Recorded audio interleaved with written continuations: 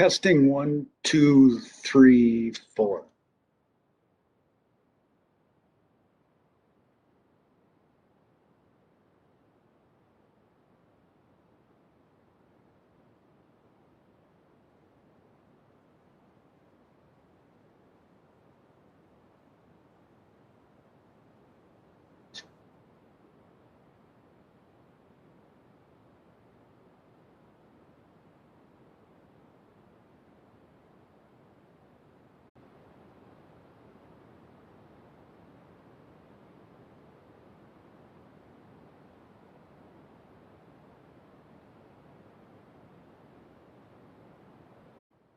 Well, maybe I do.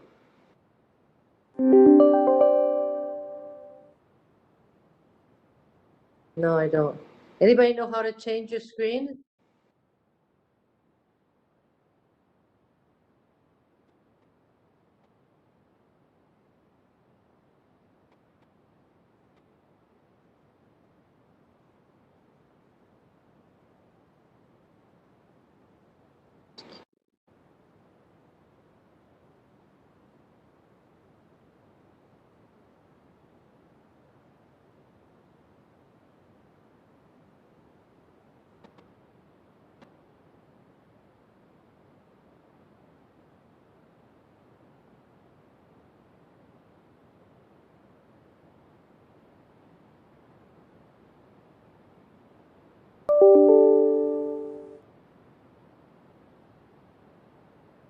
Sandy, are you keeping track of how many people we have in here? I'm looking like there's maybe only 7 or 8 so far.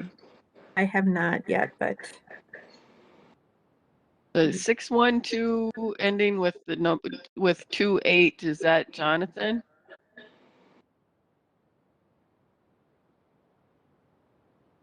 Person calling in, phone number starts with 612 and ends with 28. Yeah, it's John. Okay. Thank you. Yep.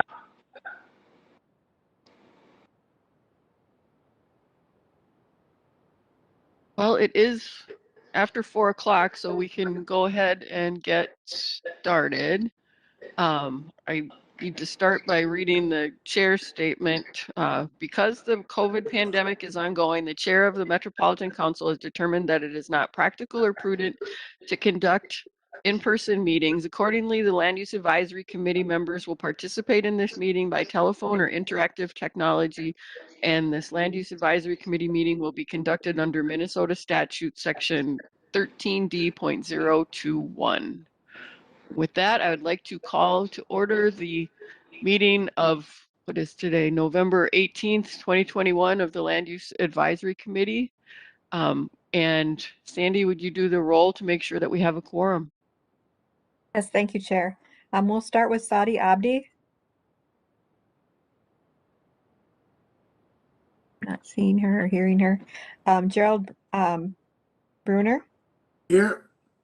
Oh, Jonathan Bodema. Here. Here. Yep, Jennifer Geisler. Here. April Graves. Kathy Hemken. Here. Noah Keller. Here. Phil Klein. Here. Trista Matcastille. Don't see her. Kathy Mokel.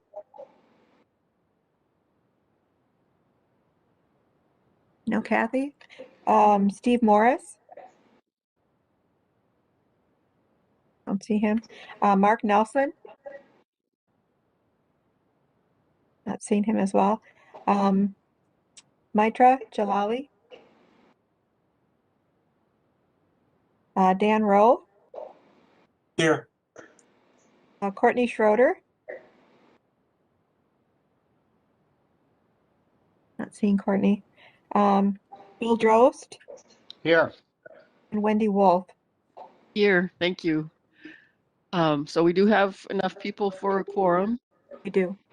And the agenda is considered considered approved by consensus unless somebody has any objection. We'll just proceed. Any objection to the agenda? Hearing none, we'll go ahead with that agenda. Approval of the minutes from the September 16th, 2021 meeting. Do we have a motion to approve the minutes? Phil Klein, motion to approve. Thank you. Do we have a second? Second, Drosty. Thank you. Any discussion? Sandy, will you please call the roll? Absolutely. I'll just go from the top again. Sadi Abdi. Still not here. Jonathan Badema.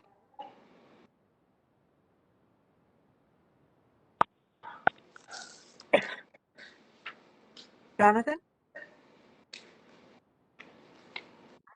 I Yay. think we lost him. Okay. Oh, he's back. Yay. Okay. Okay. Gerald Bruner. Aye. Carl Drotning. Aye. Jennifer Geisler. Aye. April Graves. You come on yet? No. Kathy Hemken. Aye. Noah Keller. Aye. Philip Klein. Aye. Trista Matt-Castillo. Is she on yet? No. Kathy Mokel. Still not here. Steve Morris. I mean, either. Mark Nelson. Still not here. Mitra Jalali. Dan Rowe. Aye. Courtney Schroeder. Joined us? Nope. Bill Drost Aye. and Wendy Wolf. Aye, minutes are approved. Next up would be an information item, the local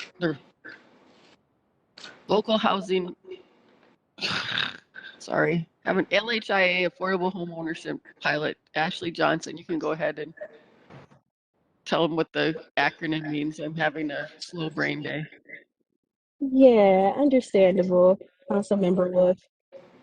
So today I will be presenting on the local housing incentives account, the affordable housing pilot.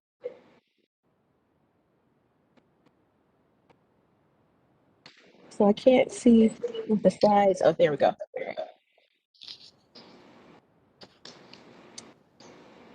Cool. Next slide, please. So I was here, or Tara and I were here last year in the fall talking about this LHIA pilot. And LHIA is one of our grant programs under the LCA umbrella.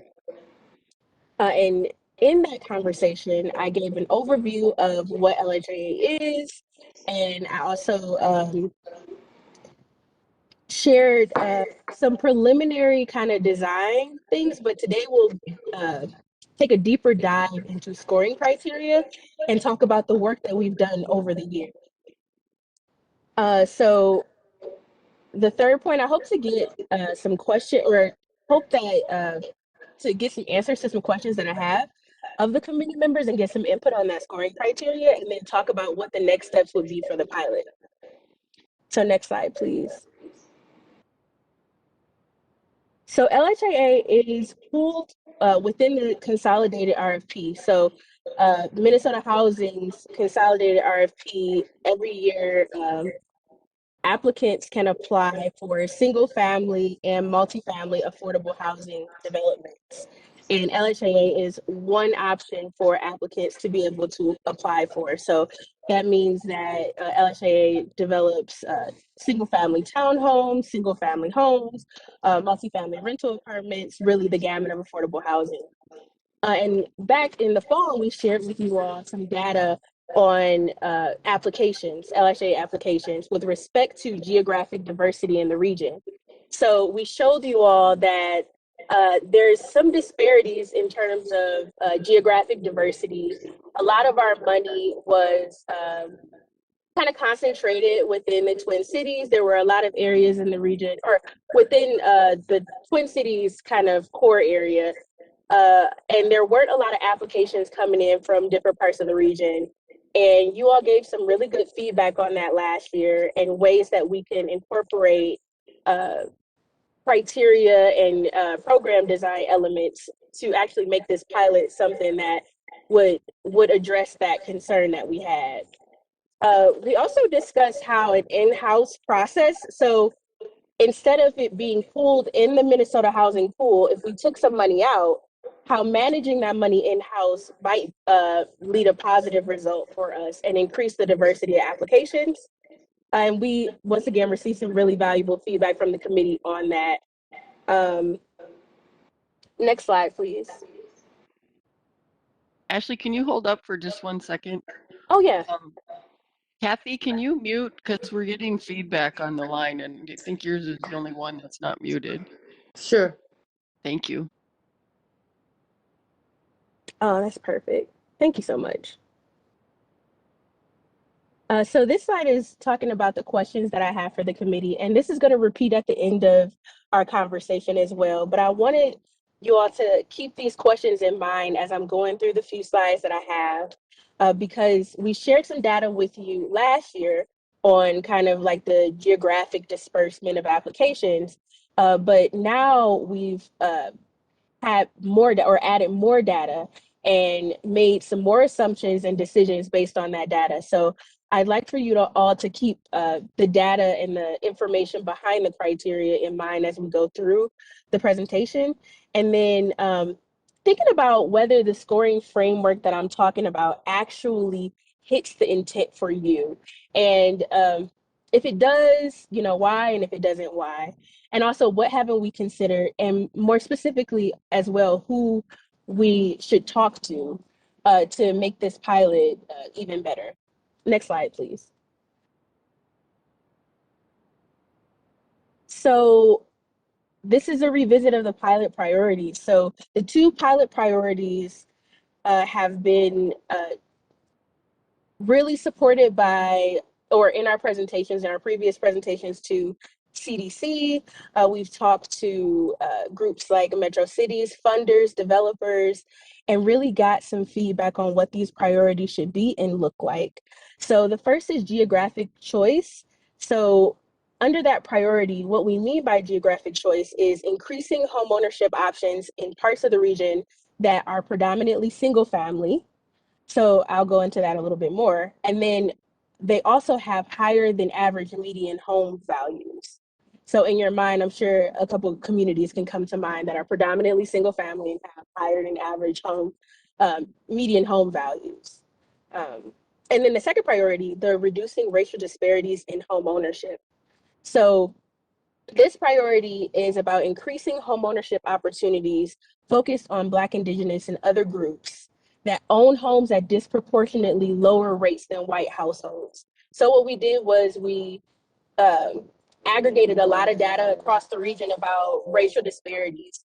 And those communities, racial disparities, of course, across the board in the region is a problem. But there are some communities where the disparities are higher than others, and that's what we're talking about. Next slide, please. So to be eligible for this pilot, so what we're proposing is that to be eligible for the pilot, first, a city would have to be in an LCA participating community, similarly to LHIA proper or as it exists. Second, a project would also still have to have a dollar for dollar match like LHIA, that's in statute. Next, they would have to provide a home ownership opportunity for a household earning 80% of area median income or less. And this is something that we're moving toward in LHIA existing. We have still funded projects this year that's between 80 and 115, but we're really pushing for those affordable home ownership opportunities that are affordable to households earning 80% of AMI or less, which translates to about 79,000 in 2021. For a household income. And next, the project will have to provide a minimum affordability term of 15 years. And we'll talk about affordability terms a little bit more in the criteria. And lastly, a project must require home stretch or a similar homeowner education for first-time home buyers. Next slide, please. So let's hop into the criteria. So we spent a lot of time thinking about this. And once we determine which proposals would be considered for funding, we would evaluate all of the applications using the same criteria. So we're thinking of this consistent with other LCA programs, and also thinking about other criteria in affordable housing that funders give in the region elsewhere. So in an effort to increase participation across underserved populations, but also thinking about geographic diversity, these are the kind of 3 areas of pilot scoring criteria that we've come up with. First, a project will have to sufficiently address one or both of the priorities. So either the geographic or the racial disparities priority. And then next, a project will have to make an effort to target a population with significantly lower rates of home ownership than white households. Once again, we're really, really trying to push for a pilot that considers racial disparities in the region. And lastly, it's important for us, and we're trying to build out what these local needs might be, but they've come up in many conversations. We'd like to consider the local needs of a particular community, whether that is funding that has no interest, or whether that is a particular kind of home ownership opportunity for large families or seniors. We really like to consider if, for example, Golden Valley has unique needs, so they'd like to apply for this pilot.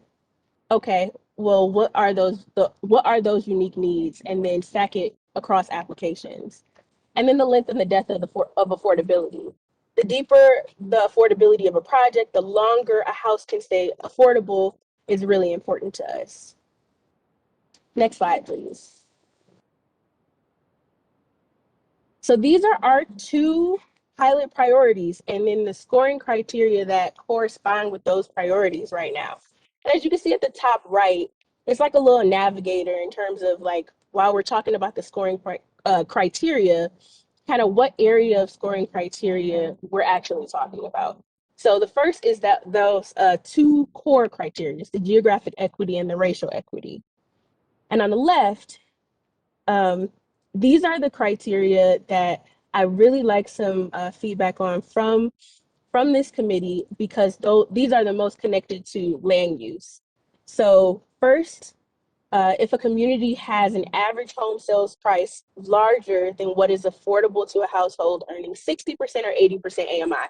So those households, or those homes that are selling for astronomical prices, for example, we talked to Edina, or we talked to some areas of like Eden Prairie, and they're talking about how, hey, we really need to get ahead of this, because if we don't, there won't be any more affordable home ownership opportunities. It'll completely get out of our reach, so to speak. So the second criteria is the share of single family housing stock is higher than the regional average. So our thinking behind that is, if a community primarily is single family, having a small amount of affordable home ownership opportunities hits that much harder. It's not really much multifamily in that area, not much rental stock that could be affordable. So really you have, lots of single family homes, whether it be, attached townhomes, detached, but it's primarily single family, and there's no opportunity to create those smaller kind of rental opportunities in that area. They just don't exist. And a lot of communities were talking about being built out, which is a complicated concept, but communities were sharing that. And so we added that in here to address that concern. And then the third criteria, the city is more likely to have their affordable housing needs met through affordable home ownership projects. So that's kind of loaded. But what we're saying is, there's some communities, primarily smaller communities in the region, that have a small need number. They may have, and when I say need number, I mean the Met Council generates or forecasts how how many homes need to be developed within the next decade to address the region's need for affordable housing, and then each community has a assigned number of need. Some communities have a very small number, and for example, 20 or less. And in that case, we're thinking that it won't be a rental development that meets that need. It might be, 2 to 3 homes every year or something like that, that might meet that need, because they may not have draw for larger rental housing developments or even medium-sized rental housing developments. So we'd like to prioritize those cities in the region where if we were to, give them extra points, they might stack up really well against another community because, hey, we met your need in that way. And then the second part of that is that 50% of their need is within the 51 to 80 AMI range. And that's the range that most of the homes get developed at or are affordable at. So we're saying that if you have a need in this area, this pilot would be for you. If you have more of a need in this area, then this pilot would be for you because the homes are developed in this AMI range.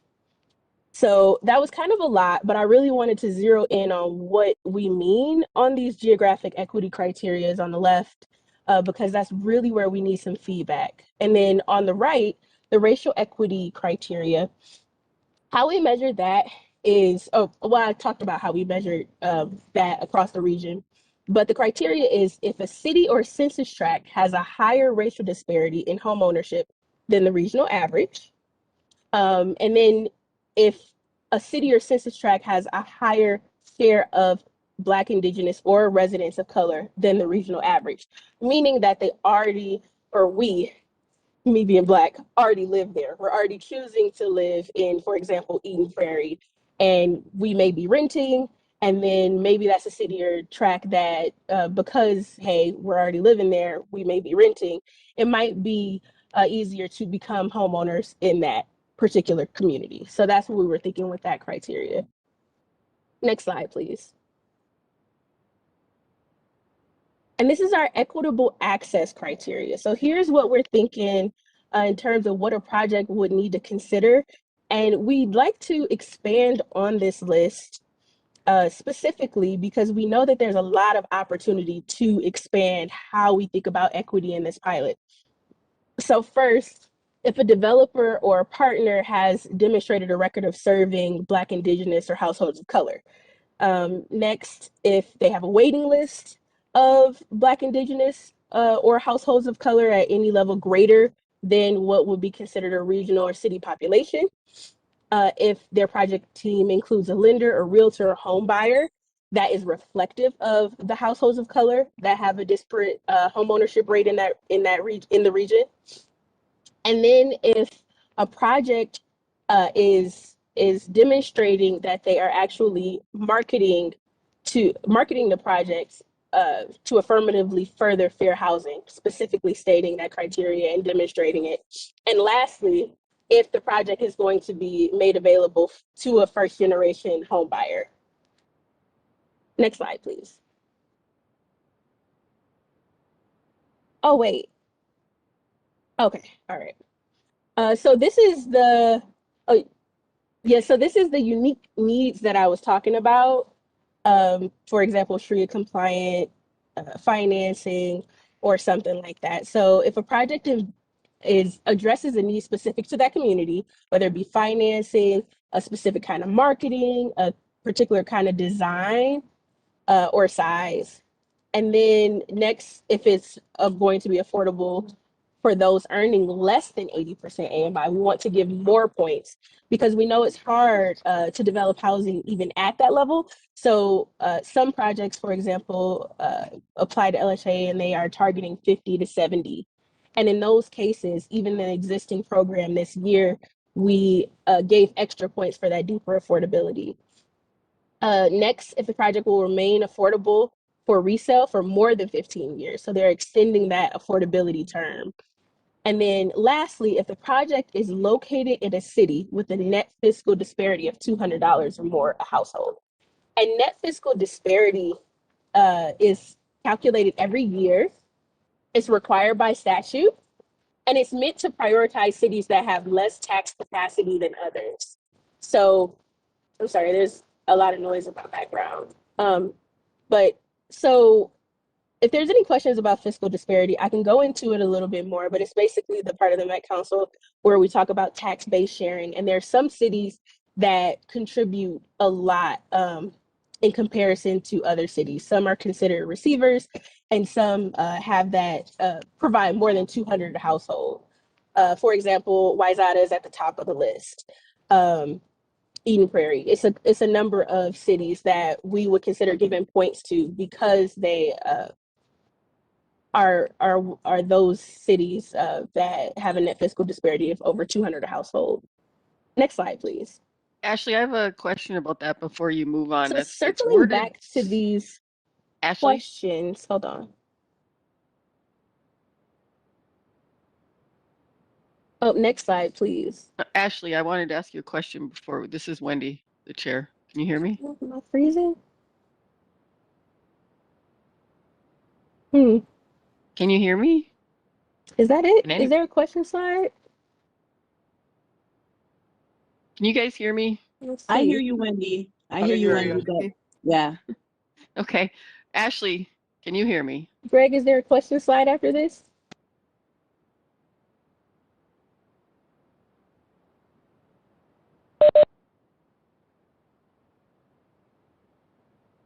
Ashleigh, can you hear me? Oh, something may have happened. I don't Ashleigh, can you hear anybody? Everybody else seems to be able to hear me, but I sent a note, Councilmember Wolf, to Ash on the side to see if she appears to be having sound issues. And I think that her aha was her seeing my note to her. yeah, I think she realized now that she doesn't have audio from us. Right. Can you hear me now?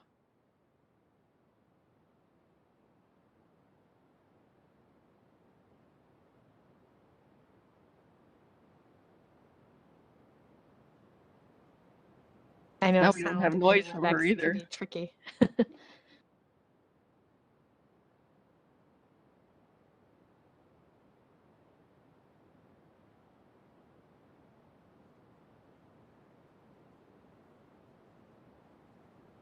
While she's trying to get audio, perhaps I can hear you now. you can hear me now? Okay. I can hear you now. The question the wording was not real clear on the fiscal disparities thing. Are you looking at people from places that are net contributors or net recipients? Net contributors. Okay. Thank you. Oh, so that's what happened. There was a question coming through, and okay. I'm so sorry, Councilmember Wolf. If I may, is it open to questions now? Are you Yes. almost done, or do you want to do questions now, Ashleigh? Yeah, I'm fine with questions now. Folks can hop on in, Councilmember Wolf. Okay, go ahead, Bill. I think it would be helpful, especially when you look at regional average. Does this mean we have one number for our whole region, or is it the South Metro, North Metro? And is Minneapolis and St. Paul considered part of that average number? And then just a couple other questions. When you use a lot of terms here, single family housing stock, how do we find out our number? And do you consider like a townhome detached? Is that considered single family? Having definitions behind this would be helpful because I see a ton of data and it's hard to find consistency. Oh, yeah. So I can walk my way back through those questions. So first, yes, detached and attached townhomes are considered part of the affordable homeownership pilot as single family development. And then our numbers, when we're comparing the regional averages, they are for the entire region, and that does include Minneapolis. So when we are looking at a community and we're considering whether to fund a project, we are looking at those applications in comparison to the regional average. And I'd like to hear more about your thoughts about kind of how that might be concerning or a good thing. But that's exactly what we're doing. You had a third part that I wasn't able to write down, that in the middle that I hope you could repeat. Just having definitions on how you come to these numbers. And then is the Met Council producing the number for each community, or do we have to calculate our own? Yeah, when you say calculating a number, what number do you mean? What specifically are you referring to?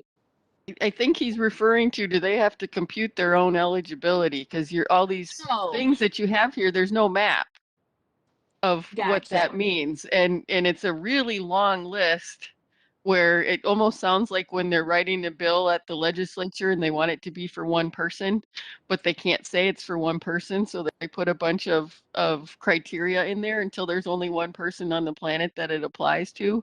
And I hope this is not for just one community. I hope it's a variety of communities that are eligible, but without a map, it's hard to understand what all this list comes to be. Yeah, so now I understand. So we at first were looking at cities across the region and seeing if, based on our criteria, if they point to a number of communities specifically, like if certain communities could be pre-qualified, or if we're particularly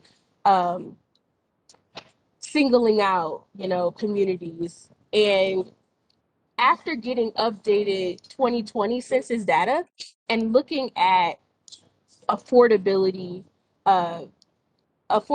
across the region for households earning 80% AMI or less, the communities across the region, as LCA participating communities specifically, they were all eligible to apply under the criteria.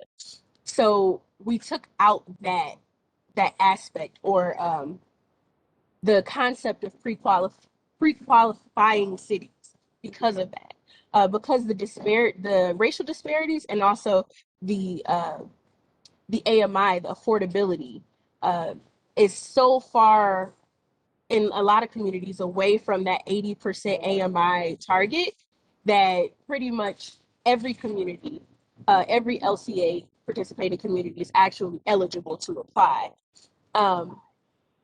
I would say in terms of scoring and comparisons between communities, if an application came in certain communities, some would score better, but I don't think it would be. I think it would be more about local needs and less about that affordability, if that makes any sense. And Lisa's on here too, so she can feel free to chime in if I'm totally missing the mark in answering the question. Madam Chair, Ashleigh, you got it. It's wide application here. Madam Chair. Madam Chair. Go ahead, John. I have a question on what specifically they're asking, because the question before us is, are we using the data effectively to evaluate the pilot priorities? So, and the proposed scoring framework accurately capture the intent. So, like, for example, if the intent is to screen for projects to be affordable to home buyers earning less than 80% AMI, which is on, I have the page number, but it's the page right before the questions. By definition, the scoring framework matches the pilot priorities, right? If the pilot priority is to fund projects that are affordable to home buyers earning less than 80% AMI. If one of your screens is that the project will be affordable to home buyers earning less than 80% AMI, then the question is yes. So I don't know if that's the actual question for the committee, because if the screening questions are exactly the screen, then there's no question. It does. If that's the question, then this is easy because they use the scoring framework exactly as their priorities would say. So I would say yes. Is that the question, or is it, does anybody think this will work, or is it, is this a good idea to specifically target specific races, or is it a bigger question, or is it a specific smaller question on whether the project meets the criteria for the project, which that's easy, it's a yes, or is the question whether these scoring criteria will help our towns decide, or what is the actual question? Because I don't understand the question. Ashleigh, do you have an answer for that, or does Lisa need to step in? Yeah, so I think there are certain criteria. So the AMI criteria is straightforward, but I think there's certain criteria specifically about us focusing on single family areas with primarily single family housing stock, or the criteria around focusing on those communities with lower need numbers, those smaller communities, or the criteria, the racial equity criteria, in terms of if a higher share of Black, Indigenous, people of color live in a community, does it particularly make sense for us to look at a project and say across applications, oh, more people of color are choosing to live in this census tract, or more people of color, or there's a higher disparity in this census tract. Does this make sense in terms of the priorities that we have? Are the criteria actually connecting with the priorities that we have? Do they make sense to you? Because I could say, just because I'm Black and I live in Eden Prairie does not mean I actually want to own a home in Eden Prairie, for example. And that would be a fair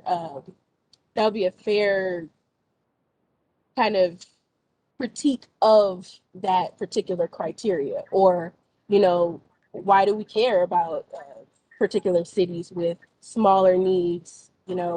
Is that even worth addressing based on the priorities of the Met Council? So those are the kind of questions that I guess the question then is, if you're targeting racial equity, then you don't need us to answer if you're targeting census tracts. The answer is yeah, right? Or again, are you asking whether is the need for choosing to support housing projects based on an ethnicity component? Is that the question? It doesn't seem to be. So I think since you're asking our opinion, it's obvious that if you're targeting certain ethnicities for home ownership, choosing census tracts is a way to do it. Whether our town will participate, probably not. Whether I think it's the right thing to do, probably not. Can I ask a quick clarifying question? Chair. Go ahead, Dan, and then So Jerry. I know Jerry had a question too. If I remember right, this pilot program is sort of trying to figure out how to get to support projects that are not necessarily in Minneapolis and St. Paul and maybe other metro communities that often meet all the criteria for the existing programs, and all the projects tend to be built in those communities. We're trying to figure out ways, if I remember right, to help find a way to fund and support projects for affordability in other communities in the region who may have needs in these areas. And so I think the question is, do the criteria, especially on the on the non-racial equity side of it, on the economic equity or the other side of it, do those criteria help us to potentially in this pilot fund more projects in those other communities, like smaller communities whose needs might be a small number of units who wouldn't be building a 120 or 250 unit affordable apartment building and that kind of thing. Am I understanding that right? Yes, Dan. Through the chair. Yes, Dan. That is spot on. And so that may help other folks on the committee just to remember what we were talking about and why we have this back before us. Thanks.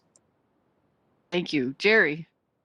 Yes, I have 2 questions. One, I would like to say to start, seems to me there's enough programs out there for low-income low-income families. Why have another one? All that does to me is dilute the process. And number 2, I think the biggest roadblock for low-income families to get into housing is that there's so many codes and zoning rules and regulations on new housing. It drives the cost, way up. Seems to me if you're going to try to get low-income families into housing, I think you'd be better off buying up older houses. And and you know what? When I first started out, I didn't buy a new house. I bought an old house, and so I think you'd be better off getting families into buying used houses as their first starter house, and then after things get better, they can sell off and move up if they care for it. Thank you. Anybody else? Madam Chair, Phil Klein. Okay, was that Lisa and Phil? Yep, Yes. I just, but I can defer to Phil. No, go ahead, Lisa. No, that's fine. You were first. Go ahead.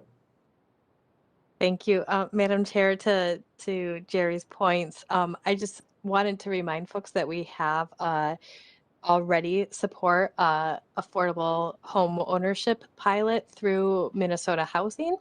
And I know we're in it every day, so we always forget that you aren't all in it every day too. So I'm sorry, I called it a pilot. We already support a program with our joint grant solicitation process with Minnesota Housing on an annual basis. It's a regular part of our local housing incentives account. And that it includes a variety of different types of housing projects that get promoted or apply in that program that include things like new construction, community land trust, rehabilitation of existing housing stock. All of those things are eligible.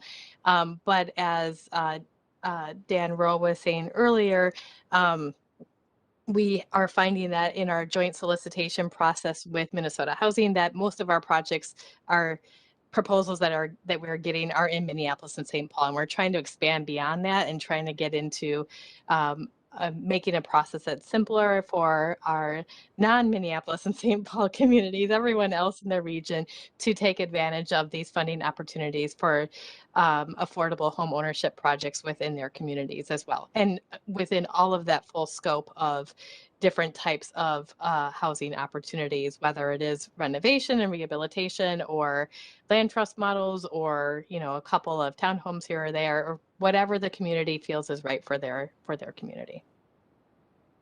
Thank you. Go ahead, Phil. Thank you, Madam Chair. One of the things I was wondering about is I know that we're trying to get into expanding into the basically the suburbs outside of the Twin City or the St. Paul, Minneapolis area.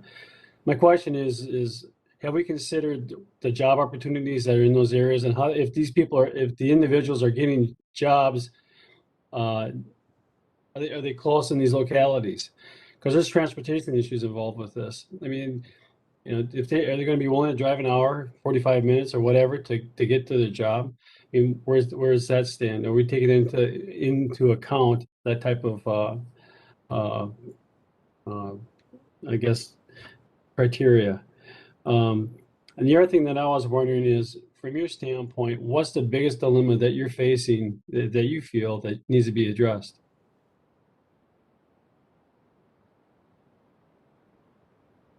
Ashleigh, did you have an answer for that? Yeah, definitely. So First, I would say we talked with a couple of council members in our housing work group about jobs and transportation and including that in our criteria. And I think we went back and forth with it and decided not to specifically include jobs and transportation in our criteria, mainly because LHIA as it exists does not consider transportation or jobs. Some of our, so we have LCDA, for example, which is another LCA program that considers jobs, transportation, or LCDA TOD, which is a different pot of funding. But LHIA specifically is to develop affordable homeownership opportunities. And a couple of the cities that I was talking to was saying that part of the challenge that they have with applying to LHIA in the first place was that we do have jobs and transportation criteria in other funding streams, and they feel like they can't compete because of that criteria. So they're saying we don't have great transportation. We don't necessarily have these considerations that you're baking into this. As you're looking at our projects, we feel like LCA funding, for example, isn't for us because of that. So we wanted to provide an opportunity for applications across the region or projects across the region, regardless of the particular transportation or job situation, and saying that housing on its own, funded on its own, is something that is important, regardless of the development around it for this particular program. Not to say that there isn't lots of connections, but we did see that that was a concern for cities if we considered those things. And then the second thing that you asked was the biggest dilemma that I feel that exists. And I wanted to ask a clarifying question. Do you mean that this pilot could potentially address, or do you mean just as LHIA exists in general? Like, what are some of the biggest challenges that with managing this program for about 1.5 years that I've seen or that cities have expressed? Yeah, I think, Ashleigh, that would be your biggest challenges that you've seen so far to date. Yeah, I would say that particularly a couple rise to the top, but I would say particularly having a stream of funding in cities. This is not necessarily from me, this is from the cities that I've talked to, but having a funding stream that isn't onerous for the kinds of smaller development that might exist. So LHIA as it exists, you have to apply through the super RFP, which is many cities and development teams have described as a very onerous process. And they may just want to develop 2 homes here, 3 homes here, 5 homes here, but they don't want to go through that process to do that. So having a program that is willing to put $100,000 into 1 unit of housing, or $50,000 to $100,000 in, per unit, and saying, okay, we really want this unit developed in Edina. We know it's expensive, but we value that investment going in that place. And I think in the conversations that I've had with Minnesota Housing so far, we talk about cost containment. We talk about, is it worth developing this townhome in Chaska when it costs so much to develop this home in Chaska? And I think that is the number one challenge that I'm seeing, is that in terms of affordable homeownership movement in a lot of these cities that are really expensive, it just keeps getting out of reach.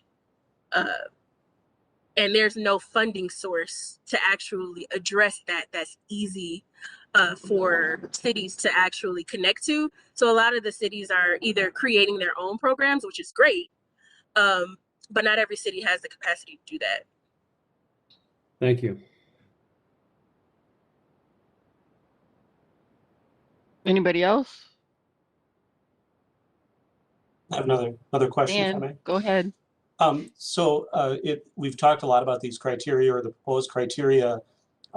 Is it, and this kind of gets to what Chair Wolf had said earlier about, are we writing criteria to purposely exclude Minneapolis and St. Paul without saying that?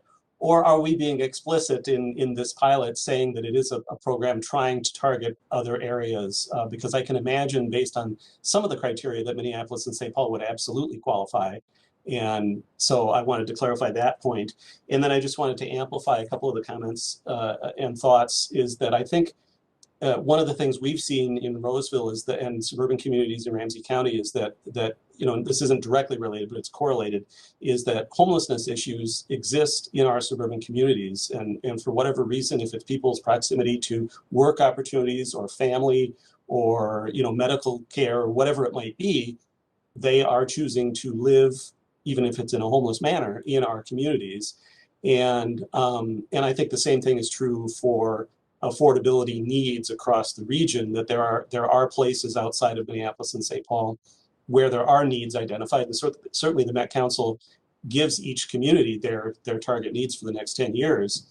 And it's based on analysis of data and trends and those sorts of things. So it makes sense that we look at trying to provide those resources into those areas, because what we found with homelessness is that all the shelters are built in Minneapolis and St. Paul. And it's very difficult from a transportation point of view, once again, for people in the suburban communities to go live in shelters that aren't convenient for whatever their needs are. So I think that this program makes some sense to be able to provide a targeted amount of funding, and it is a pilot program for communities outside of those who tend to be the sort of 98-pound gorillas in these application processes. And so, like I said, I just wanted to clarify on the criteria, if the criteria explicitly excluded those communities, and then also just to speak in support of the notion of what this is and how it might work.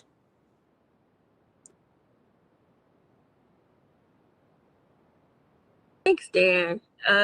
So yeah, we're not going to explicitly exclude Minneapolis or St. Paul. I think that what we're hoping to do, and this will, of course, it's a pilot, and we'll see what happens if it moves forward. I think what we're hoping to do is give the other cities in the region a fighting chance, an even keel. We're hoping that this criteria that we put forward would, even though I'm sure we're going to get or hopefully get some good proposals or applications from Minneapolis and St. Paul. But our hope is that if an application comes through from a suburban or rural community, or any communities in the fringe, that it could actually stack up and compete based on the other criteria that we've put, that we've kind of baked into this. Specifically, for example, fiscal disparities. Minneapolis is a receiver community, for example, or unique needs or local needs. There are a lot of communities across the region with different kinds of populations, different language needs, different design needs for larger families and things like that. So we're hoping to kind of even the playing field in that way.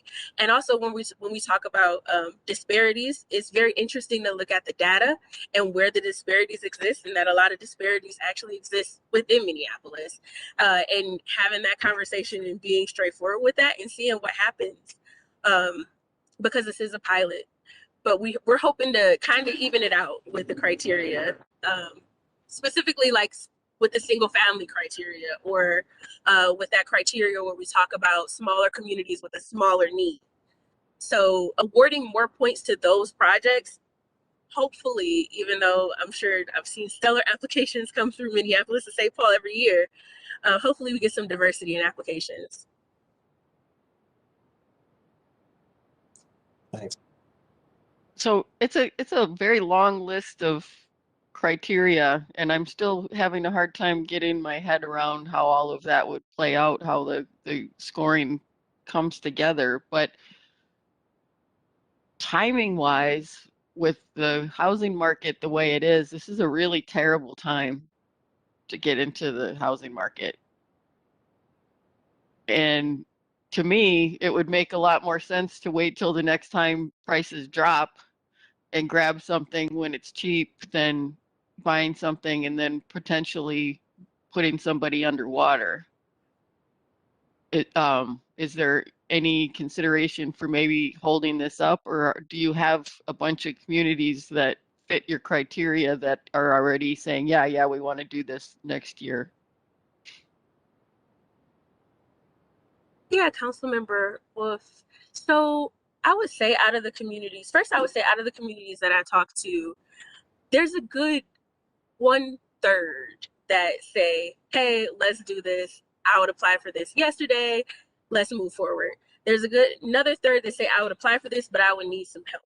You know, you guys are, even though this may be a less onerous process, when we talk about racial disparities and things like that, I don't know if we as a community would fit that bill. So we would need to have constant, or, you know, a lot of communication when it comes time for your application to be released, in terms of, hey, does my community fit this bill realistically, and what can we provide to you to show this?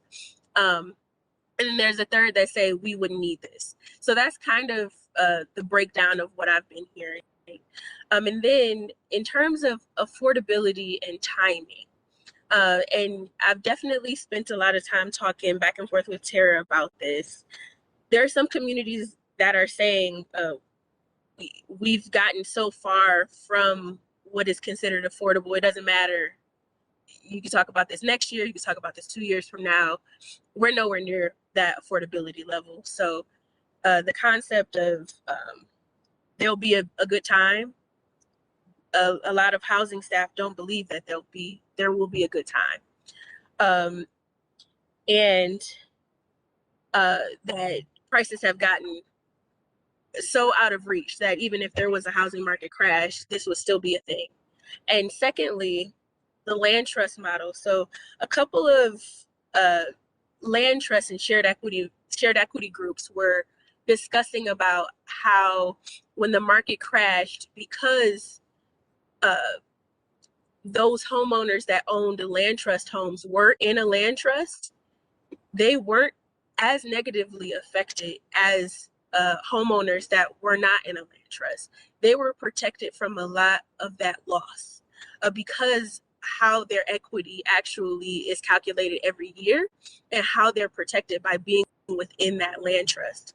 So when I learned that within these conversations over the past couple months, I got a better understanding of what some of these models and how some of these models actually protect homeowners from losing value, and also, you know, create that opportunity and keep that opportunity in perpetuity.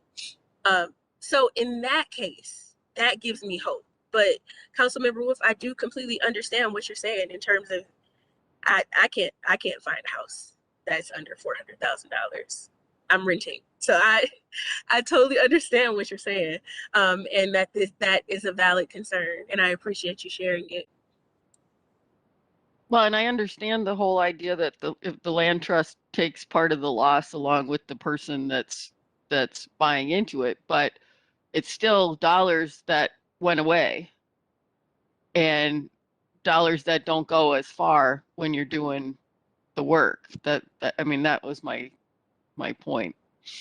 Any other questions, comments before we move on? Did you get the feedback that you were looking for? Oh, definitely. And and I really value the feedback specifically about if communities would be interested in this, and the very candid comments about racial disparities is very valuable for me to hear some of these things and to take it back and do some more work. So thank you so much. Well, and I would note that technically we can't have a program that only serves people of certain races. That's illegal. I mean, I understand what you're trying to do in terms of your recruitment, but it's open to everybody. It's illegal to say that certain people can't apply.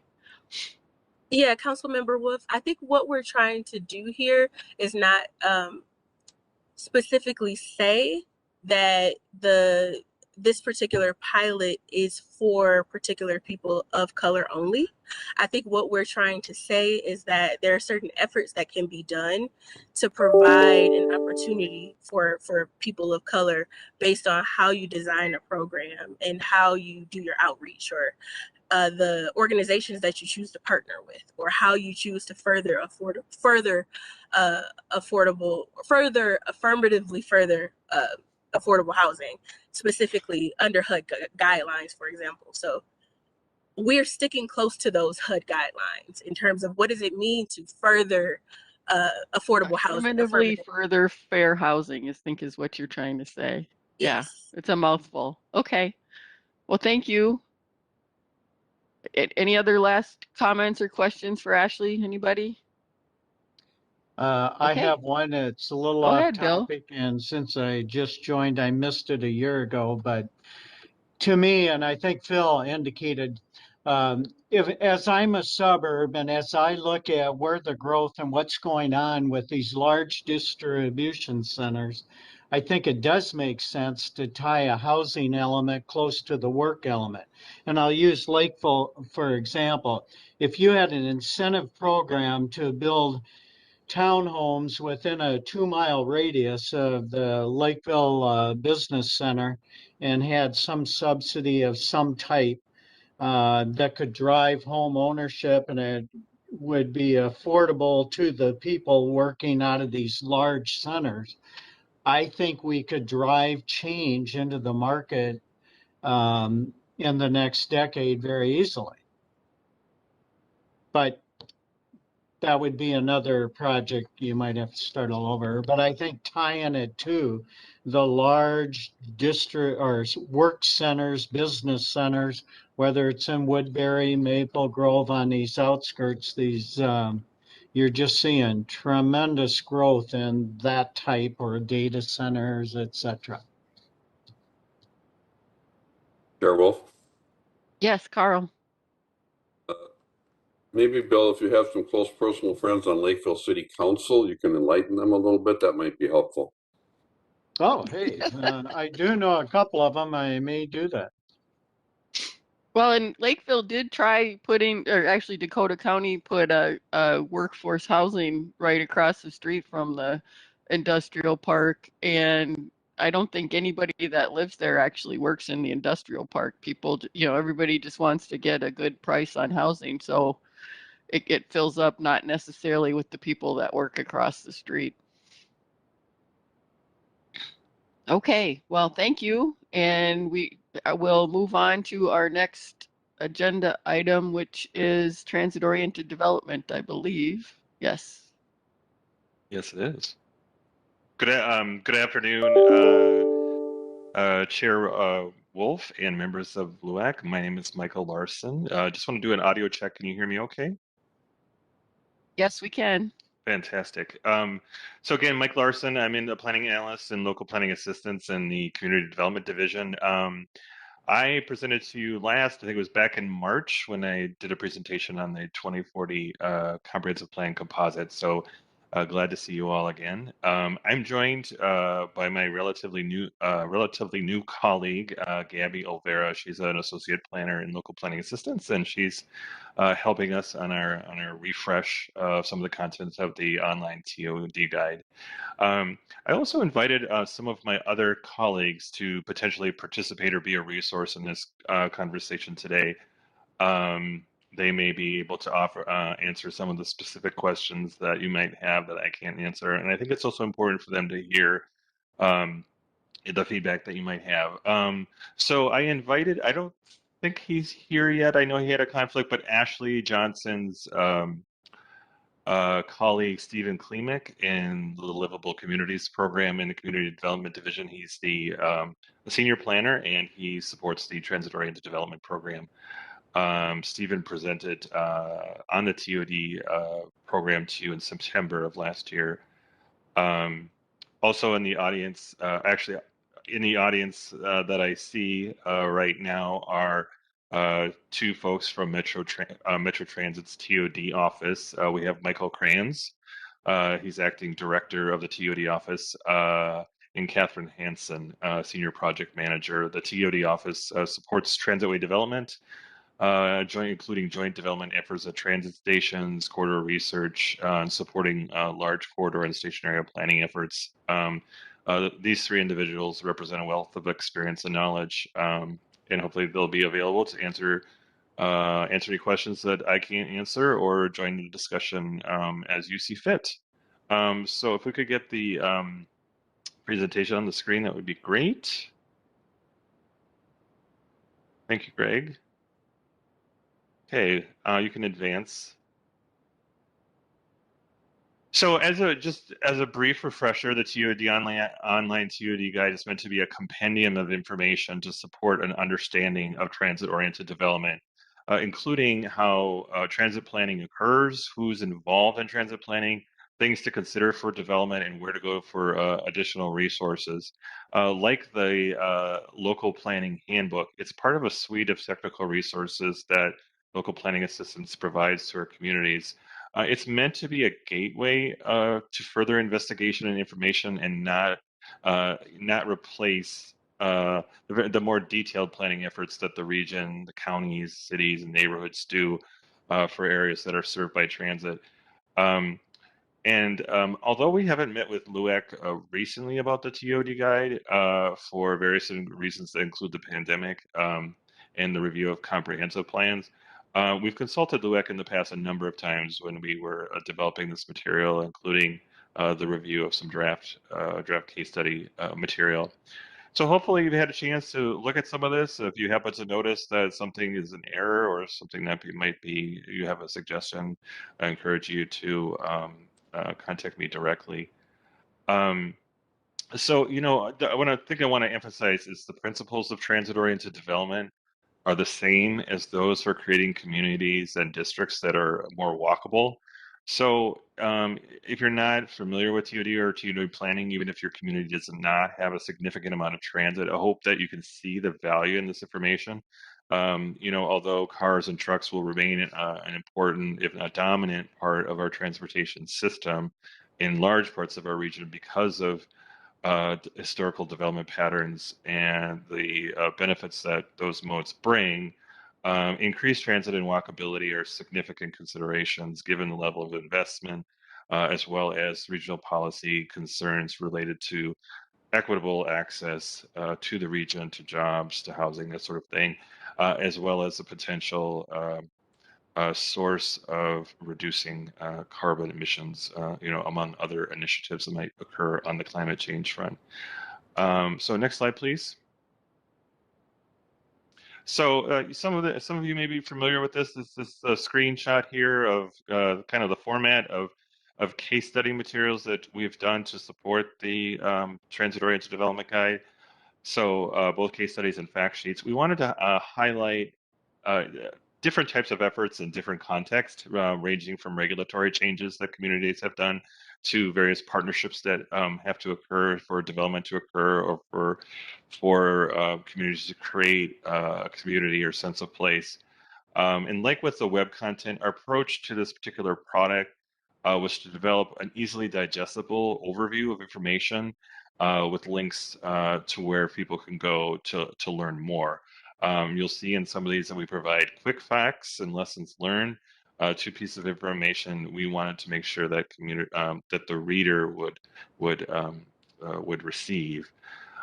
So some of these are probably starting to get a little stale. Some of them are a few years old, so they may require a refresh. In addition to that, we will be looking for ideas from you, feedback from you of what particular cases might be, what stories might be worth sharing for communities in the region.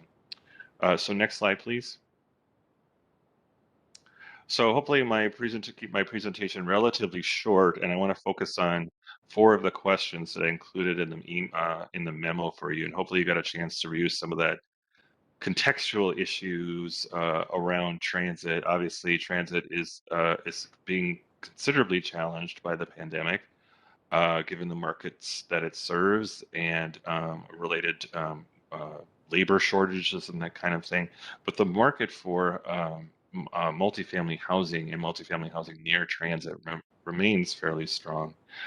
So I want to give you a focus on these 4 questions, and I guess I'll leave it up to Chair whether or not we want to close the presentation and then so that we can see each other for feedback on these questions. So there's a tension between attracting external investment and development and with issues related to gentrification and displacement. And I think some of this we started to touch upon in the previous and Ashleigh's presentations and some of the comments about workforce housing and accessibility and that kind of thing. Given the region's equity issues and scoring last on a lot of metrics related to racial equity, we want to continue to pay special attention to those who depend on transit for their quality of life and livelihood. And one example of that, as some of you may be familiar, that as part of the Blue Line extension ongoing planning related to the relocation of the alignment, that's now going to go through some areas of communities where there might be disproportionate impact. So the partners are working with the Center for Urban and Regional Affairs at the university to what is referred to as anti-displacement initiatives or strategies, so that in our attempt to serve people who need transit the most, we're not disproportionately creating conditions that then displace them because of rising property values and rents. So the first question among the four is that we'd like to know what your thoughts and experience are regarding people in your community who do depend on transit for their mobility. And if there are particular locations or community groups that are part of your city that might warrant attention by us. And these may be people, communities, residents who have modest incomes, for whom they're trying to minimize their transportation expenses, perhaps young people, perhaps people with physical limitations, or older people who are no longer comfortable driving. Want to make sure that those stories and the considerations get heard. So I think it's just helpful for us for you to hear some of your own from your communities of personal stories or personal knowledge of things that might not be front and center in the media in terms of transit-oriented development, but folks in your communities who rely on transit. So I'll leave it at that and turn it back to the chair to facilitate the response to this. Okay, we can leave the question up, and if you want to raise your hand online, you can, or you can just speak up. I can't see everybody on the screen, of course, but I can scroll through the list and see if there's anybody that has their hand up. Hi, Chair. Jenny. Go ahead, Jenny. Okay, and I can get my camera on in a second. One thing that's maybe a little tangential to this, we have Riverdale has a North Star station, and one of the challenges that we had with doing development around that transit site is our parking standards are always a push and pull with how that land use is set for parking. And when we want to encourage the transit, that we have over parking requirements for some of those things. So do you guys address at all within the transit and trying to get people to use the transit to try and make sure that we're not limiting things coming in that are keeping cars there, which means that I don't necessarily have enough land to put some of those affordable housing units in? Does that make sense? Madam we Chair, almost lost a project because of it. So right. Madam Chair, committee members, there are a lot of resources on parking in its relationship to TOD. I think I know former TOD director Lucy Galbraith referred to it as the P word because it's so challenging. There are principles related to making sure that we're not over parking, and therefore detracting from the walkability of an environment. Obviously, one principle is to hide the parking either underground or in a structure so that doesn't take up a lot of land, but that adds to the project costs. We also want to make sure that projects are also successful. And I think in a lot of places, the issue isn't so much zoning anymore, because I think there's been a lot of zoning reform, but financing in certain areas are requiring more parking than the city might ultimately need. But that is certainly something we can investigate and make sure that we have resources that kind of apply to the different contexts. Suburban context is very different than a urban context. But I appreciate. Because it is the affordable and senior units that depend on the transit. Right. And when we don't all look at things holistically, we end up potentially shooting ourselves in the feet by not looking at the need, that transit focus and how we look at those solutions that allow us to bring them in. So right. Maybe too much of a tangent, but thanks. Sure. Dan? Well, I was just going to note to the question, at least in our community in Roseville, probably the people dependent on transit, maybe the easiest to think of are both the employees and customers of a lot of our retail. And so it works out very well that we have the A line running on Snelling, which connects, to Rosedale, our major mall, and then Harmar, our smaller retail area. So that's kind of an easy one, and that's actually where in our comp plan our TOD district overlay is in that area. We recently, one of the proposed upcoming bus rapid transit lines, arterial bus rapid transit lines, will be on the Rice Street and Robert Street corridor. And Rice Street is the eastern border of Roseville. That's a particular area where we have a lot of new immigrants and very, very low income census tracts. And so that's an area where we probably didn't think too much in this round about looking at transit-oriented development, but that's certainly, users of transit in our community. And then probably the bigger challenge to try to figure out is the widely dispersed seniors who no longer have, the ability to drive necessarily, but they're, at least in our community, there's so many folks that are continuing to live in single-family homes that it's very difficult to have the density and intensity of population to work for transit. So that's just, three categories that I would think of in terms of how Roseville relates to this question. Well, thank you. And I don't know if this is too personal, but my parents moved to a Cherrywood, an Applewood Point in Roseville, which they love living in Roseville now. And my dad is a big proponent with transit, so he's encouraged the residents to learn how to use transit, connect to the transit station at Rosedale. Sorry. I don't think that's too personal. Madam I was very proud. I was very proud of him. I think I heard John. Excuse me. Actually, it's Phil. Oh, Phil. Okay, sorry. Thank you, Madam Chair. That's all right. I guess a couple of things. I know here in the city of Hugo, we just had a census report, and there was some data given. We have a parking area that a metro stop over in Lino Lakes, which is just across the interstate. Anyways, it has 150 parking spots in it, and the average car that's parking there right now are 8 cars a day. And because of the pandemic and so forth, a lot of folks are now working from home, and so I think the shift is changing a little bit. And to Dan's point, it's more along the lines of trying to get more people to the local retailer shops, maybe some sporting events or so forth. That's our issue, is just getting seniors to where they need to go, and then also as well as to where they work.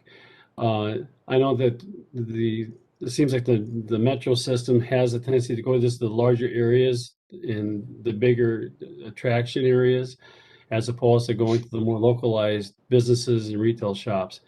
And that's a dynamic. I don't, from a cost standpoint, I don't know how to work around it. It's a problem. I don't have an answer for it, but that's what I see as a problem. And then long term, I know to Jennifer's point, there are some issues with trying to have parking versus development as far as home development on the side that surrounds that parking. That's difficult to do. And then thirdly is if we are looking at electronic vehicles in the future, what type of resources are being put forward to help supplement or support those EV cars that are coming in the future? I don't really have a real question with it, but it's just some ideas, just some food for thought for the most part. Thank you. Thank you. Thank you. Anybody else?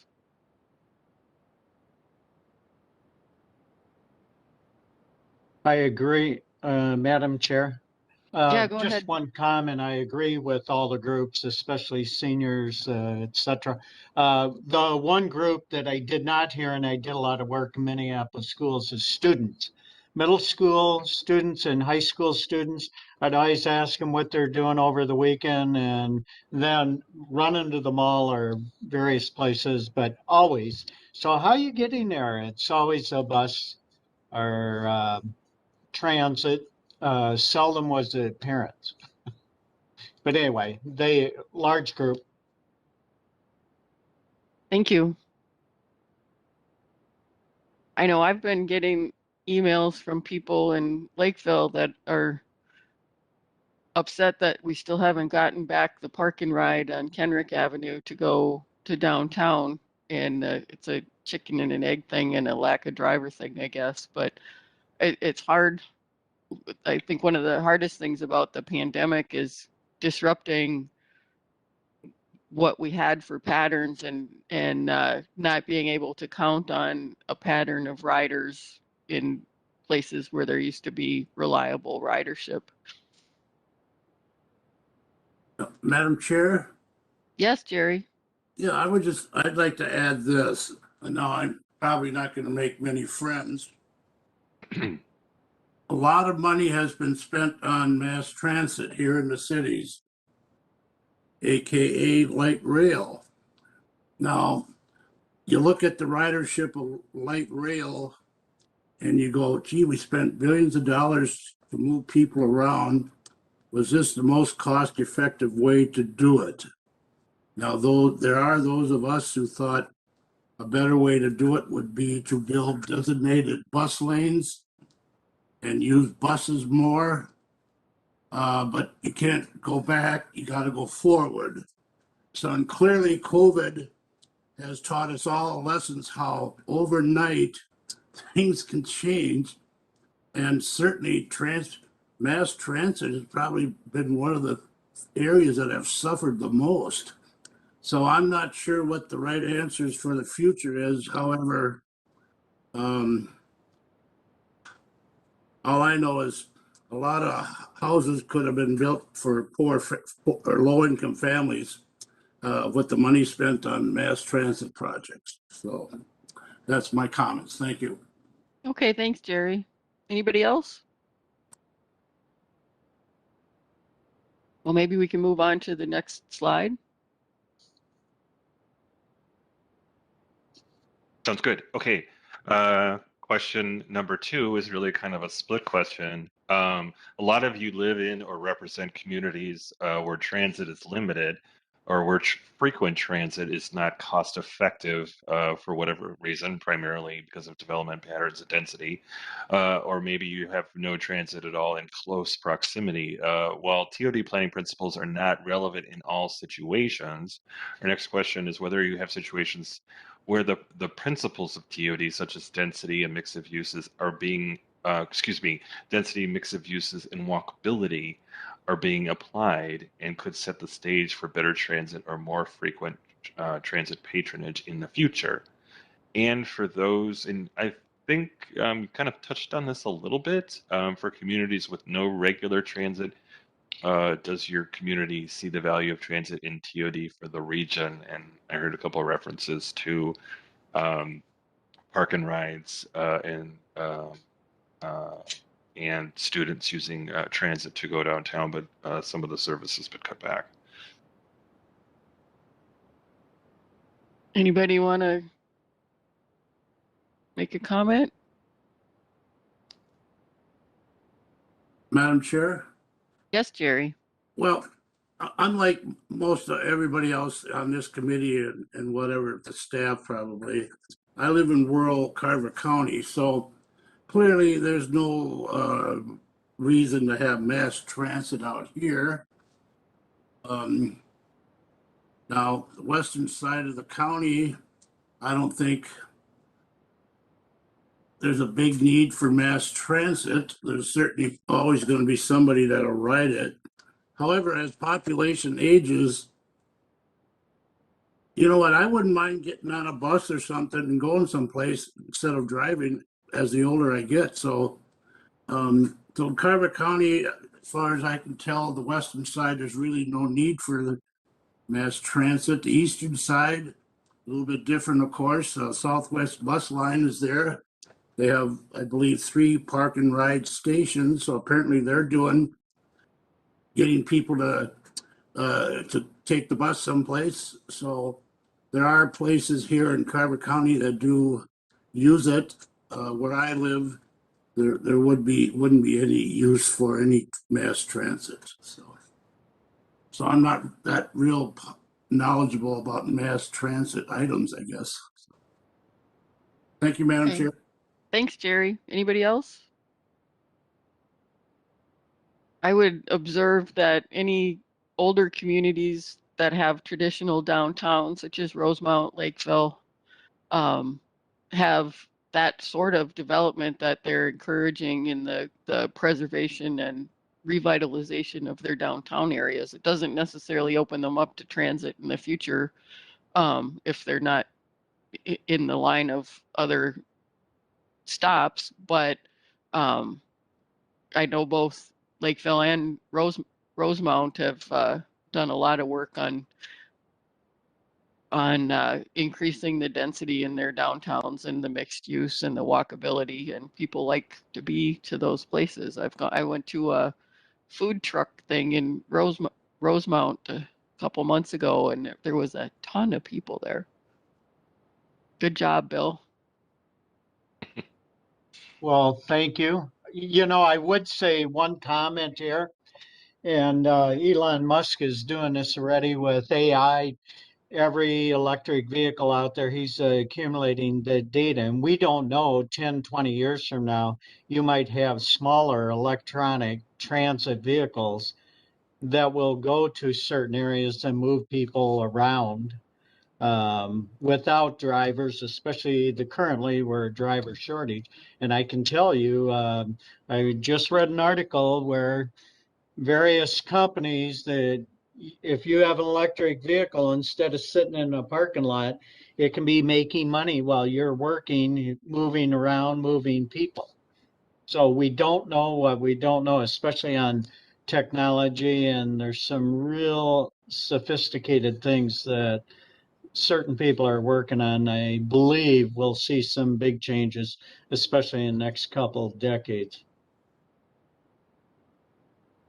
Well, if I may, I would like to respond to that. I think that's a big subject for research at the Met Council, and in particular the Metropolitan in MTS and transportation.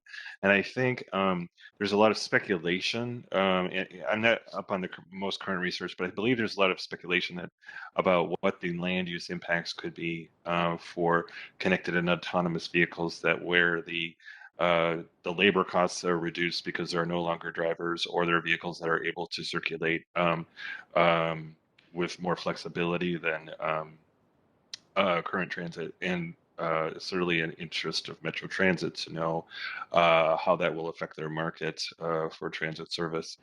We think there will always be a demand for high capacity transit in certain markets, but it's not quite clear how whether or not people will give up their own cars, or perhaps they will be willing to travel further because they can work in their car. I think there's a lot of different moving parts, pun intended, to the emergence and adoption of that technology. So it'll be really interesting, I think, to see, how, speculating that curbside use of the right of way is a significant planning issue, and what the need for car storage in different locations could change because cars are more constantly circulating. And I think there's some evidence that it may increase congestion with driverless cars, but it's certainly an emerging study, and I'm happy to work with MTS staff to follow up if that's an interest for your work plan.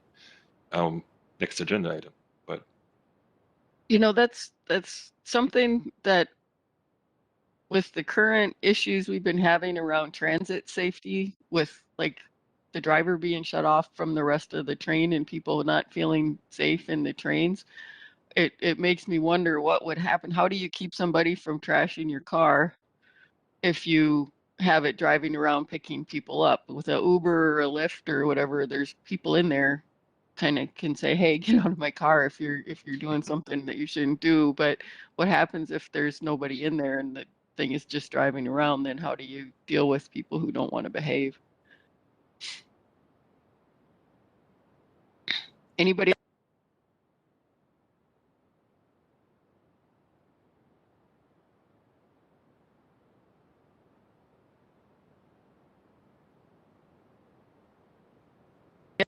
Okay, let's go ahead and move on to the next question.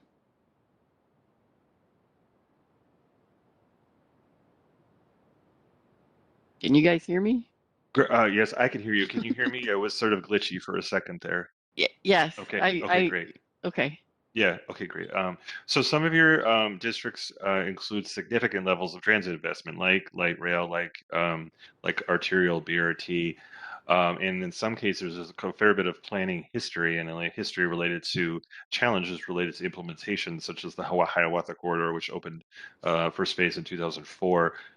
In these cases, in these kinds of places where we want to reinforce TOD principles or explore what has been frustrating or what has frustrated implementation of planning.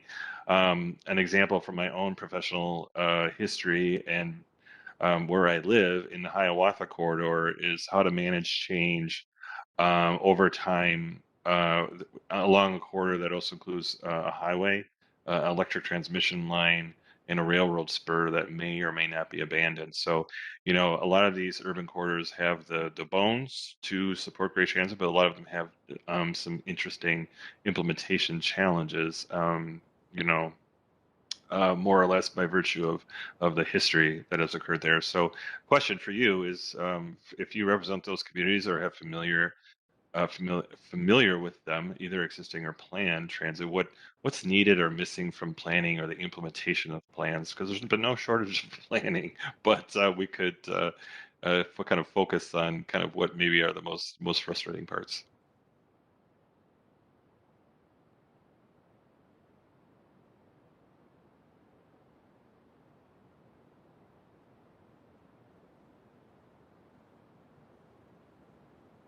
Apparently, it's gone perfectly well.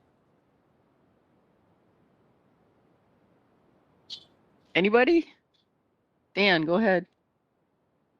I think one thing that we realized with the A line coming up Snelling Avenue is that Snelling Avenue is especially through Roseville, is such a major multi-lane, high-speed roadway that having a stop on the east side at County Road B and a stop on the west side at County Road B, when people are trying to get to one or the other from the other side of the road, the pedestrian issues become something to be mindful of. People trying to run across between crosswalks through 6 lanes of traffic at 50 miles an hour or more because they really wanted to catch that last bus that's going up, on the other side of the road. So I think that's one of the things we just need to be more conscious of in our planning when we're dealing with that. So certainly we've got a TOD, as I said, a overlay on our plan in that area. So as new development may come in that area, we're certainly going to be conscious of how we can,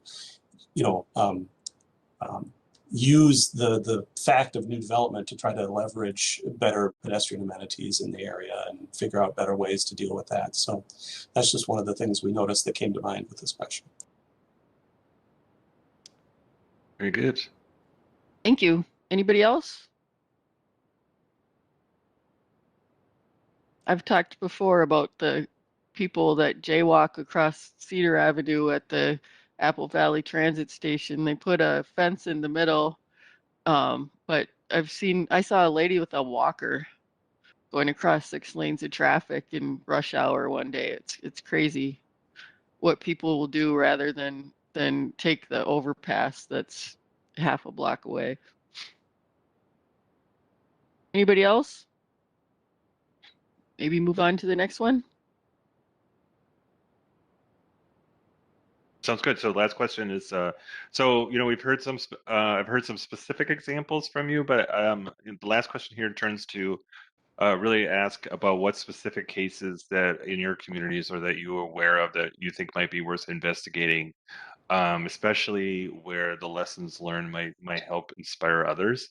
The TOD guide has some case studies from other cities as well. So if you have any ideas from other cities outside of the region, one case study that we've done that was really interesting that probably warrants an update is in Englewood, Colorado. It's a suburb of Denver that had an abandoned shopping center, probably somewhat akin to the vintage of what was Brookdale.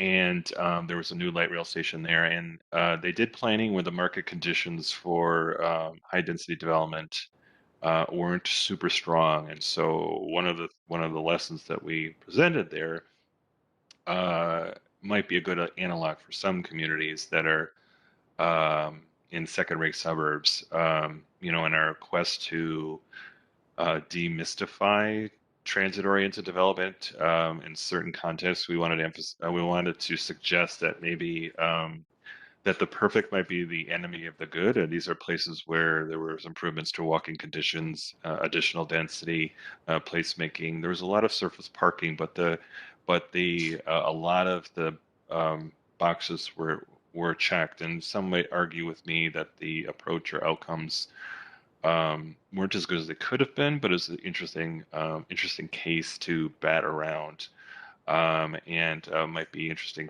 I think, for us to see what's going on there now. So as you think about this, I want to, we're trying to create like I said, a product that's easily digestible. But this process is also very helpful for me and others who have worked on this because I think it really increases our sensitivity to kind of the nuts and bolts of what the real challenges are. And so it's a good learning process for us and something that especially is good for our role as a sector rep and local planning assistant. So, we don't do the lion's share of work that the communities are doing around transit and support for transit-oriented development, but it's, we might have an opportunity to provide some strategic insights or inputs. And so, there's the words on the page, and then there's also all those conversations that are happening with you right now or with the communities or that kind of thing. So if you have any ideas either in the region or like with the Lakeville or Rosemount downtowns or other locations, like maybe A-line planning at Rosedale, things like that you think we should investigate and share with others, please let me know. Now, it's not your only chance, but would appreciate knowing now. Anyone? I do know that I heard from somebody in St. Paul that would like to put in office space, that it's really hard to find land that is affordable in mixed use zoning areas because everybody that owns the land thinks they're going to have the piece with the high, like a high rise market rate housing. So it's worth a ton of money, and every single parcel can't be worth a ton of money because it doesn't support the uses. So sometimes development doesn't happen because everybody wants the most expensive one on their spot. Right. I think there also is a need to kind of steer some of the the initiatives that community groups want to do, whether it's like land trust for commercial space, those kind of things promote that, especially in advance of what might be escalating property values after the transit investment comes in. So you're a little bit ahead of that curve, so that you could acquire the land and ensure long-term affordability of leases and that kind of thing. And that's a real, I think we see that as really an important part of the mix in supporting transit-oriented development. And if I can find any examples of that address that kind of thing, we will do that. Thanks. Anybody else?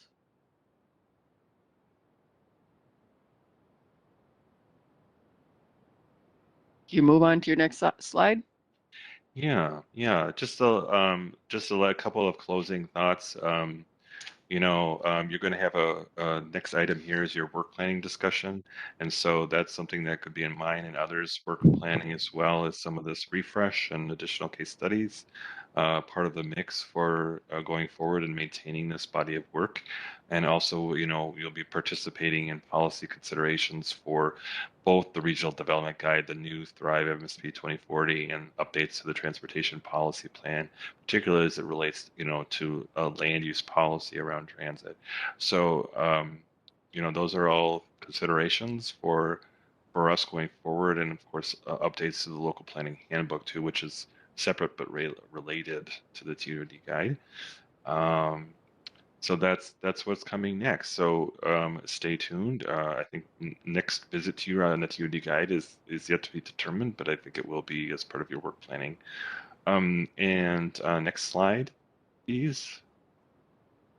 So this is us. So this is me and the other contact information for you if you care to reach out to any of us, and you're always welcome to start with me to see who you might want to talk to. So that concludes my presentation. I appreciate your time and input. Thank you. So next up would be discussion of our work plan, and Deb Detrick was going to present that one. Good afternoon. Can you hear me? Yes, we can. I'm a planning analyst, also in local planning assistance. The draft work plan and the information item was developed with direction from Chair Wolf and the help of many staff members. The committee's draft work plan may look relatively short compared to the last couple years, but it's packed with substantial projects. I'll go over just a few topics instead of everything, so there's time for you to ask questions and share your thoughts. I'll just start briefly talking about system statements. System statements will be issued in March because of planned updates to the Transportation Policy Plan and the recent update to the Regional Parks Plan. System statements summarize updated regional system plans for each community, identifying changes that may affect community long-range plans. If a community disputes an element in their system statement, the community may request a hearing to be conducted by LHIA or the Office of Administrative Hearings. Almost all disputes are resolved through discussion and don't involve a hearing. LHIA members will be very involved in supporting planning and policy development for the 2050 Regional Development Guide. A few of those agenda items include the subject of engagement and scenario planning. Several of you will take part in 2 workshops coming up on scenario planning. Scenario planning will cover a wide range of topics and address increased uncertainty, such as work from home that you've mentioned earlier today, and climate change. LHIA will be making recommendations to the Council on community designations. Community designations are groups of communities with similar characteristics. The Council uses those community designations in the Regional Development Guide to apply policies and strategies that are tailored for different areas within the region. Community designations will be discussed at really every meeting coming up next year. I worked with LUAC on what turned into the current community designations, and I can say that it's really valuable work with a lot of impact. Technical resources will be another focus because those resources support implementation. Mike's presentation on the TOD guide is an example of that. And with that, I just want to find out if you have questions or any thoughts on the draft work plan.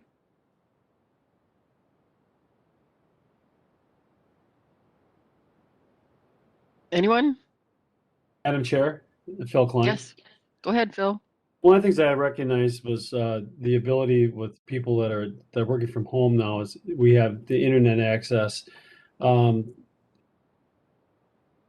we need to address that here in the next year? Oh, in terms of where the meetings will be held? Well, not so much the meetings itself, but it's what I'm talking about more along the lines of infrastructure for internet. I know that we have the federal government's just passed a big plan and program to give us, I don't know, as a state, X amount of dollars for infrastructure on internet. But is that something that we should at least consider discussing? I don't know how much role we would have in that, but we can look at it.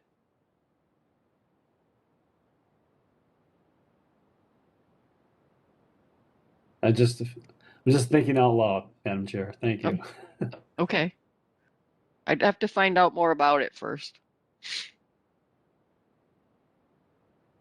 Any other thoughts? Madam Chair. Yeah, Dan. On the system statements, would we be expecting to sort of hear periodically throughout the year as to the status of any cities who have, disputed aspects of their system statements, even if it's through the informal sort of back and forth with the Met Council, and sort of how that gets resolved, just to help us be informed about the types of issues that seem to be coming up in terms of what cities are concerned about in their system statements? Because I'm assuming we're not going to be holding a lot of hearings about the resolving disputes. I don't know when's the last time anybody had a hearing about a system statement, but yeah, it would be nice to know if there are disputes. Deb? Well, the plan there is that we would prepare the committee in case there is a dispute that turns into a hearing. And that's system statements are really triggered by those system plan updates, which don't happen all the time. And I think with the 2050 Regional Development Guide, that's more typically when one might see some issues rising to the top. But again, you would hear about it just in case that would transpire, but it's been rare. The last one we did went through the Office of Administrative Hearings, and that was about 6 years ago. The last system statement hearing that LUAC conducted was, I think that it straddled 2005, 2006. What community was that? Uncommon. Oh, Lake Elmo Okay. was one. And I think Carver, if memory serves. Angela's nodding her head. Did you have something to add, Angela? You turned on your camera. I just wanted to be here to be available if you had any additional questions about system statements. I'm happy to help. Thanks. Anybody else? Madam Chair? Yes, Jerry. Deb, did I hear the first thing you said was aviation? Did I hear that right? Topics for next year? No, I didn't mention aviation specifically. I know that topic is folded into our transportation policy plan. Okay, and then two, Madam Chair, I liked what I heard about the LUAC committee is going to be asked to make recommendations to the Metro Board. I think the members of this committee, their combined knowledge and wisdom would be of added plus for the Met Council. Thanks, you. Jerry. Anything else? Okay, well, we actually you get an extra 11 minutes back of your life, and thank you everybody for your participation. And since there's no further business to come before us, the meeting is adjourned. Get well, Wendy. Thank you. Have a good evening. You too.